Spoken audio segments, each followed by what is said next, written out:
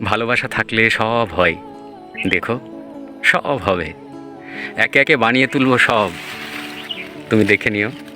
ঘর বাড়ি, ক্ষেত খামার, উঠোনে লাউয়ের মাচা, জানালার পাশে লতানো জুঁয়ের ঝাড়, একে একে সমস্ত বানাবো।